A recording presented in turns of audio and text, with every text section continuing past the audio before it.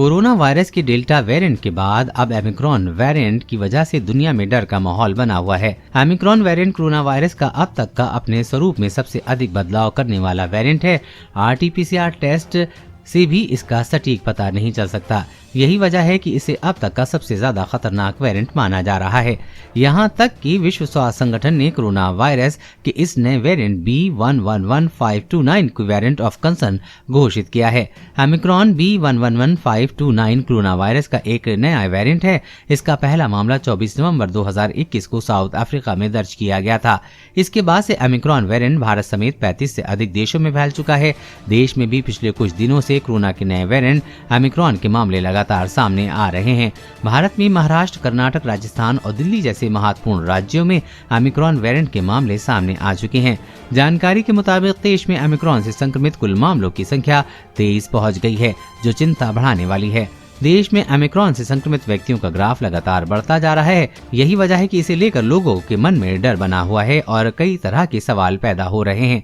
Omicron से जुड़े कुछ सवालों का जवाब देने के लिए हमने Manipal hospital old airport road की सलाहकार संक्रामक रोग डॉक्टर नेहा मिश्रा से बातचीत की है। सवाल 1, क्या ओमिक्रॉन वेरिएंट तेजी से फैलता है?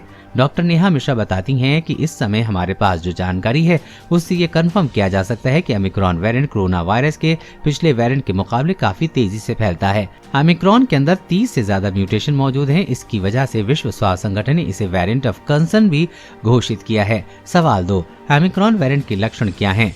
डॉक्टर नेहा मिश्रा बताती हैं कि ओमिक्रॉन वेरिएंट के लक्षण पिछले कोरोना वायरस के वेरिएंट के समान ही हैं, लेकिन इस वेरिएंट के लक्षणों में शरीर में दर्द, कमजोरी आना बेहद समान है। इसके बल्कि लक्षणों के बारे में जानकारी के लिए हमें कुछ दिनों तक संक्रमित रोगियों की निगरानी करने की जरूरत है। ये वेरिएंट पहले की तुलना में अधिक खतरनाक है। बुखार या फ्लू, शरीर में दर्द, गले में खराश, बोलने में कठिनाई, निमोनिया के लक्षण और ऑक्सीजन लेवल का कम होना ओमिक्रॉन वेरिएंट के अन्य लक्षण हो सकते हैं। अगर आपको इनमें से कोई भी लक्षण दिखाई दे तो तुरंत डॉक्टर से संपर्क करें। ओमिक्रॉन पर वैक्सीन कितनी प्रभावी है? देश में लग रही कोविशील्ड और कोवैक्सीन और स्पुतनिक वी कोरोना वायरस के नए वेरिएंट ओमिक्रॉन पर कितनी असरदार हैं? इस पर डॉक्टर नेहा बताती हैं कि इस बारे में अभी कुछ भी कहना संभव नहीं है, क्योंकि ओमिक्रॉन और वैक्सीन के बारे में अभी ज्यादा डाटा या जानकारी उपलब्ध नहीं है। लेकिन माना जा रहा है कि इस नए वेरिएंट ओमिक्रॉन के स्पाइक प्रोटीन में 30 से अधिक म्यूटेशन हुए हैं, जो इस पर वैक्सीन की प्रभावशीलता को कम करते हैं। क्या इम्यून सिस्टम ओमिक्रॉन के खिलाफ काम नहीं करता है? कई लोगों के मन में ये सवाल है कि क्या शरीर की रोग प्रतिरोधक क्षमता ओमिक्रॉन के खिलाफ काम नहीं करती है। इस पर डॉक्टर नेहा बताती हैं कि ऐसा अभी नहीं कहा जा सकता, क्योंकि इसके बारे में अभी ज्यादा जानकारी उपलब्ध नहीं है। लेकिन अभी तक साउथ अफ्रीका या दूसरे देशों में जो भी ओमिक्रॉन वेरिएंट के मामले सामने आए हैं, उससे ये पता चलता है कि ओमिक्रॉन के अभी तक माइल्ड केसेस ही सामने आए हैं।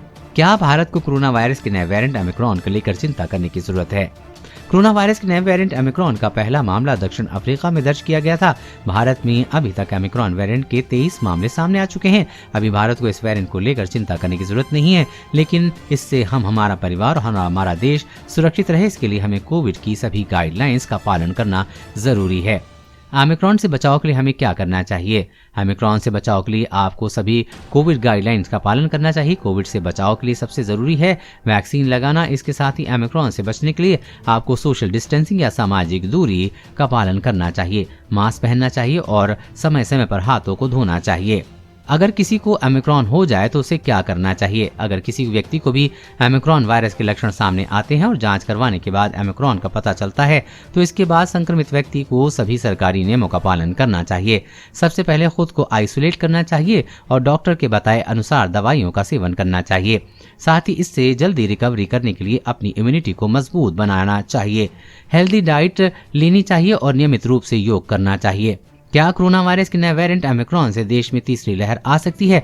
साउथ अफ्रीका के बाद कई देशों में ओमिक्रॉन वेरिएंट फैल चुका है। भारत में भी इसके मामले सामने आ रहे हैं। ऐसे में कई लोगों के मन में सवाल है कि क्या ओमिक्रॉन वेरिएंट से देश में तीसरी लहर आ सकती है? इस पर डॉक्टर कहते हैं कि बाहर में ओमिक्रॉन के मामले बढ़ सकते हैं, लेकिन संक्रमण की गंभीरता, प्रसार और तेजी को लेकर अभी कुछ साफ जानकारी नहीं है। अगर आपको भी कोरोना वायरस का कोई लक्षण नजर आए तो आपको घबराना नहीं चाहिए, बल्कि लक्षण दिखने पर डॉक्टर से संपर्क करना चाहिए और रिपोर्ट आने तक क्वारंटीन में रहना चाहिए। देश और दुनिया की हर अपडेट पाने के लिए चैनल को सब्सक्राइब करें।